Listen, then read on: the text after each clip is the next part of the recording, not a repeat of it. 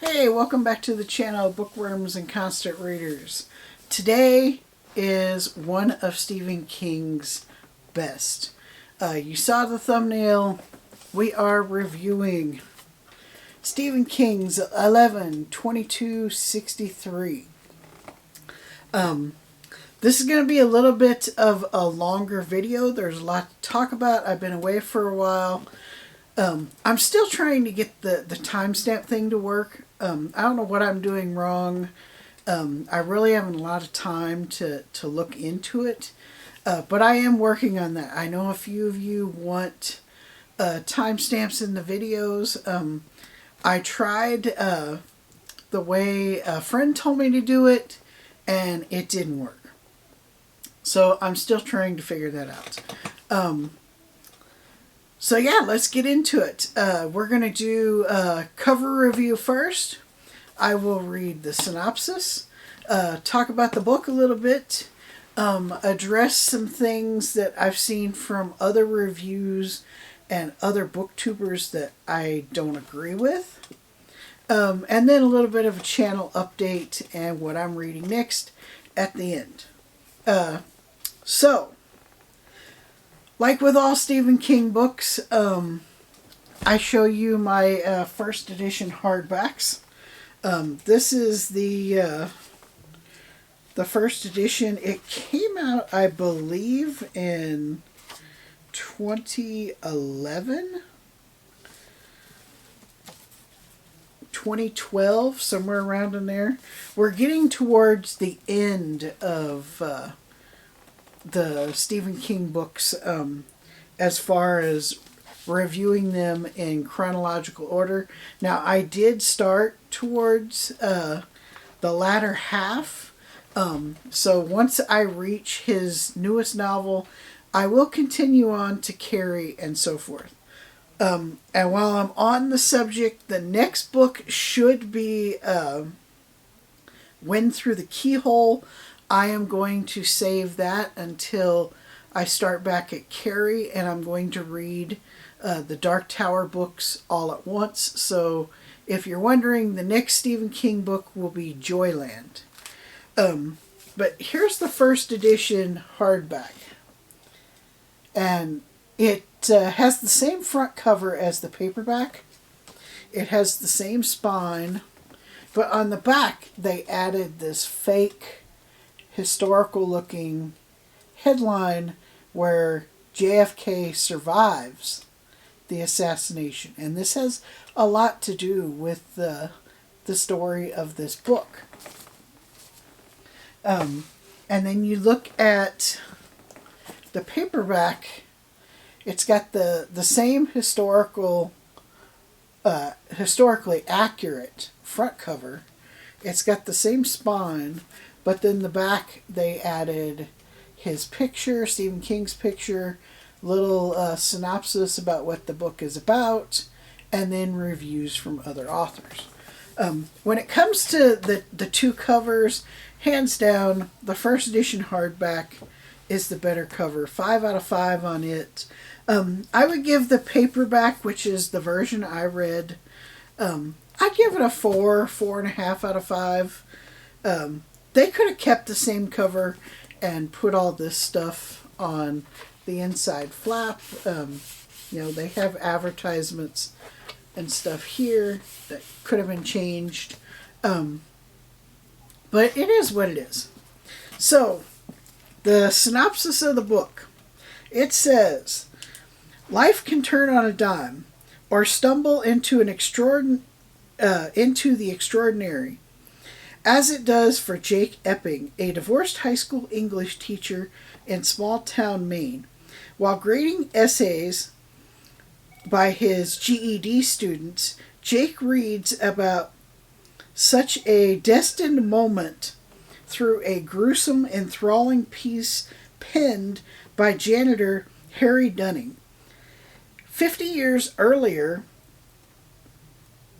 Harry somehow survived his father's slaughter of the entire family. Jake is blown away, even as a more bizarre, life-altering secret comes to light when his friend Al, owner of a local diner, enlists Jake to take over the mission that has become his obsession, to prevent the Kennedy assassination. How? By stepping through a mysterious portal in the diner storeroom and into the era of Ike and Elvis, of big American cars, sock hops, and cigarette smoke. Finding himself in warm-hearted Jody, Texas, Jake begins a new life. Yet all turns on this treacherous road lead straight to a troubled loner named Lee Harvey Oswald. The course of history is about to be rewritten. So that is a pretty good description of the book. The whole Dunning thing is a pivotal part in this book, and it's where like the first quarter of the book revolves around. But the gist of the book, it's more than a time travel story, although time travel plays a huge part, and time itself is a character in this book, which is awesome. I've never seen time travel done this way.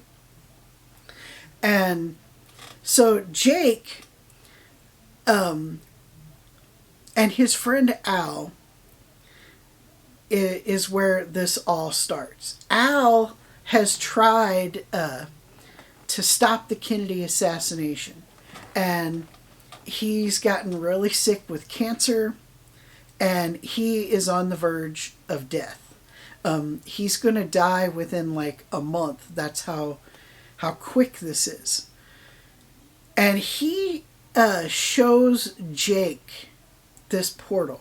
This portal takes you in to Maine in 1958. And the weird thing about this is when you come back to 2011, only 2 minutes have passed. But you can stay over there as long as you want. You're going to age, but when you come back, it doesn't matter if you've been there 5 minutes or 5 years. Only 2 minutes have passed. And this story is so well told. King has like thought of everything. And so Al entrusts Jake and talks him into doing this mission. But the whole Dunning aspect is kind of like a trial run for Jake. He sees if he can stop this event from happening, and then comes back to see what has changed in his timeline by going to the past and messing with things. Because one thing Al warns him about is how time will try and stop you. And that is the coolest part of this whole story, is how time is this living, breathing entity, and time is set, and time doesn't like you messing with it. It doesn't like you changing things.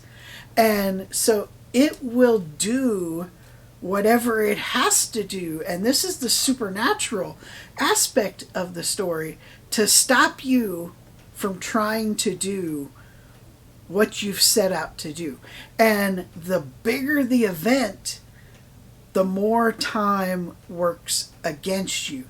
And it will do things like, if you're trying to get somewhere because you have to be at a certain place at a certain time, like the Kennedy assassination, there will be a car wreck. Your car will break down. Al tells him a story where Al did a trial with this, and he is trying to save this little girl from a hunting accident, and his car breaks down. There's a traffic jam. He tries back roads. There's a tree that has fallen over the road and blocked his way. All these things will happen to make it harder for you to mess with what is already set. And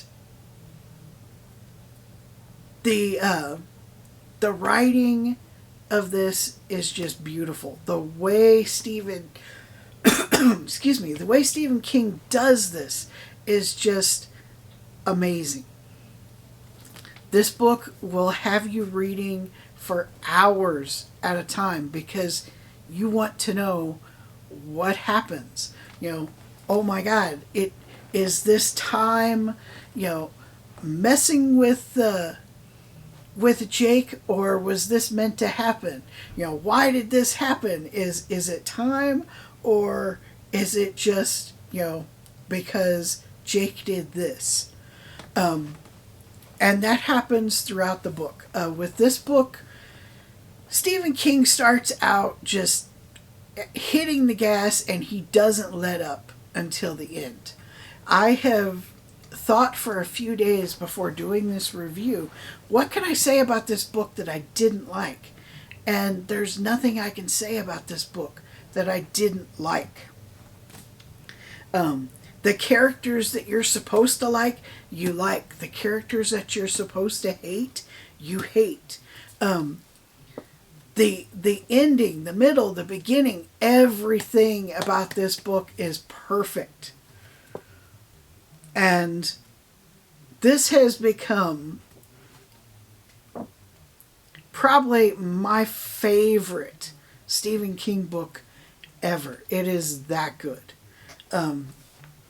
This is a book that you have to read. This is the best book I have ever reviewed for this channel. And it's not just because it's Stephen King. Like, this book will stay with you after you're done. I cannot say enough about this book and how good it is. Now, addressing some of the other reviews I saw, I usually don't do this, but I think some reviewers just, I don't know if they missed the mark on this book. I've had people talk about how there's so many parts of this book that were unnecessary, that they don't understand why they were in the book. And I didn't get any of that. Like, every part of this book is relevant to the story. And maybe at the time you're reading it, you're thinking, okay, where is this going? But later in the story, it all comes back around. And everything in here is important. Another complaint I wanted to address was Jake ends up in Derry. And this is for his trial run. And it has to do with the Dunning family. I can't tell you any more than that because I don't want to spoil it. But this book has connections to It, which is, until this book, my favorite Stephen King book. But It is still my all-time favorite book. And I've heard and seen other reviews that talk about this was like unnecessary. It was silly. It didn't need to be in the book. He actually meets two of the kids in the Losers Club. He meets Bev and he meets Richie.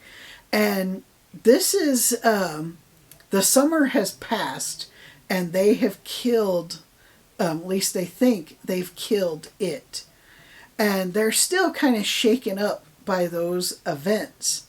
And that kind of comes back around when he meets Bev and Richie. And their interaction is important later on in the story, but all of the events that take place in Derry is just a foreshadowing of what's to come in Dallas.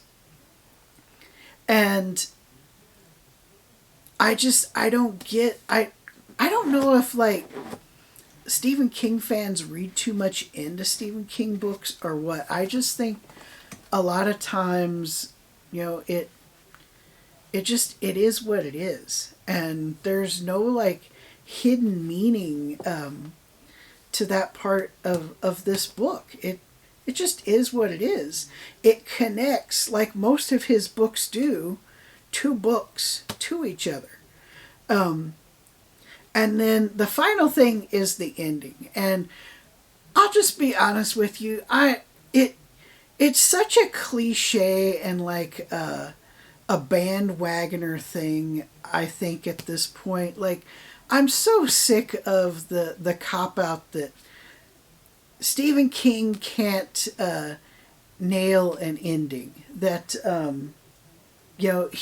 he's good out of the gate and he can take you to the finish, but then he dies at the finish. I call total bullshit on that. And the reason for it is, I've read Stephen King for 40 years, over 40 years. And I remember years and years ago, he addressed this, and I think he was doing like college tours or something, and one of the college students asked him about this. And I forget his exact wording, but it was to the effect of, I don't give the readers the ending that they want. I give them the ending that they deserve. And that's always kind of stuck with me, because a lot of Stephen King stories are about human nature and humans in general, and how we are evil people and we can do evil things, and the world is not always nice. The world is not always good. And a lot of times the monster in his story is, the neighbor next door, or the guy you've known your whole life, or, the strange kid across town, whatever. Very rarely is it, a supernatural monster. Now, he does have those stories. But a lot of Stephen King's horror is that psychological, people do bad things and the world can be a bad place. Bad things happen to good people. And the ending of this book, it had to happen. There's no way around it. I kept thinking for the last few days about this ending and the reviewers complaining about the ending. I always go back to Star Trek and, Spock's famous words, the needs of the many outweigh the needs of the few. And that's what Jake realizes, and that's why he does what he has to do, and why the book ends the way that it ends. It is amazing. Solid 5 out of 5. If I was doing 10 out of 10, it would be a 12 out of 10. Read 11/22/63. It is one of the best books I have ever, no matter the author, I have ever read. It is that good. That's all I have for you for the book review. If you like this video, hit the like button, subscribe. I really want this channel to grow. Ring the bell so you know when new videos come out. I try and do at least 2 a month, because with school, I'm super busy, and a book like this takes a while to read. If you want to stick around for the channel update, here it is. Okay, so the next book on the channel is going to be James S.A. Corey's Caliban's War. This is book 2 in the Expanse story. There's 9 books total, and I think one book that is either like a collection of short stories, or I think it's like a prequel to the series. I don't have that one. Right now, I just plan on reading the 9 books. I know it's been a while since I've tackled these. I had planned on reading next Greg Isles' Natchez Burning trilogy, but I had somebody tell me that I should read the previous Pen Cage novels before that one, because there's going to be stuff they talk about in that trilogy that I wouldn't understand. So I have to get, I think there's 4 books before Natchez Burning starts. So I'll get those 4, I'll read those, and then I'll read that trilogy. Again, sorry it has taken so long to get a video out. I do have more questions to do a off the books segment, so that will be coming in a couple weeks. This book is not terribly long. It is, let's see here. It's like 595 pages. So I'm hoping it only takes me a week or so to read this. It really depends on how busy I am. This week I was on spring break, so I was able to finish 11/22/63 because I had a lot of free time to do nothing but read. Besides that, that's all I have for you for this video. I will see you in the next one. If you stuck with me till the end of this one, hit the like button. Helps the video. Subscribe. It helps the channel. We're at 30, I think 35 or 36 subscribers now. I would love to get 1,000, 10,000. 100,000 would be amazing. But I think small. I would be ecstatic if I hit 100. That's all I got for you. So, till next time, read more books.